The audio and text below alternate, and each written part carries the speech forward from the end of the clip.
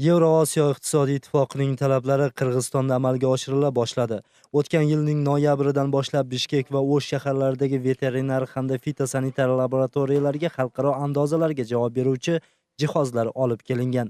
Hozirda O'shdagi fitosanitar nazorat inspeksiyasida 6 tadqiqot va unga qo'shimcha 32 yordamchi jihozlar ishlamoqda. Lekin ayrim ishlar bitmagani sababli laboratoriya akkreditatsiyadan hali o'tmagan. Buna geçen 15 aprelde ikinci bölügü geldi. 32 dağınadan turgan. Bu oşol janagı gömökçü, koşumça sırttan gelgen azık tülüktü uşu yerden dayarlap alabız. Uşu yerden, buna yerden maydalayt. Ekinci yerinden tarazaga tartat, üçüncü yerinden aylantat, dördüncü yerden daha soğun çıkarat. Oşentip tiyerge dayar kılıp ala turgan şu yerdeki büt gömökçü jabdıklar.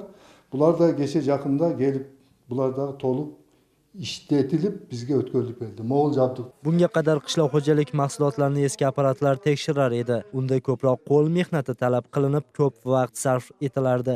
Hozir esa apparatlar avtomat turda ishlab, bir vaqtda 100 ga yaqin mahsulotning turlarini tekshira oladi.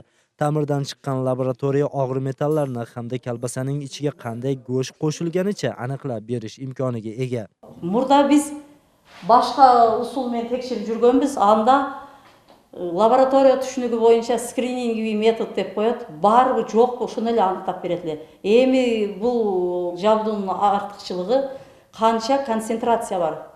Ылдыйгы концентрацияны аныктап берет бизге.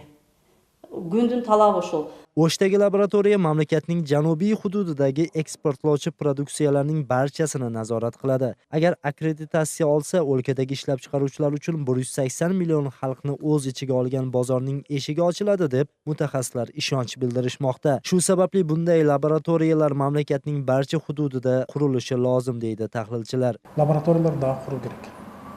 Qanchalik ko'p bo'lsa, shunchalik produksiyani turine qarab turib biz chiqaraveramiz eksportga. Al endi bugungi oshol Qirg'izistonning tushligini biröөнү, Qirg'izistonning tundugini ekөө деген бул аздык кылат. Мүмкүнчүлүк болушунча ошол чегaraga жакын областтардын баарына куруш керек да, жабдыктарды алып келиш керек. Yil so'ngiga qadar respublikada xalqaro andozaga javob beruvchi 4 laboratoriya Batken, Talas, Baliqchi va Qoraqo'l shaharlariga quriladi. Unga hukumat budjetidan 172 million so'm bo'linib, qo'shimcha 12 laboratoriya ta'mirdan chiqariladi. Shuningdek, Rossiya Qirg'izistonga yil so'ngiga qadar 6,5 million dollarga laboratoriya uchun kerakli bo'lgan yangi texnikalarni beradi. Ma'lumot uchun Armaniston, Belarus, Qozog'iston va Rossiya kirgan Yevrosiyo iqtisodiy ittifoqiga Qirg'iziston 2015-yilning yozida qo'shilgan. Gulzada Tursunbayeva, Davron Nasibxonov, Nurjigit Cho'lponbayev, Intimaq.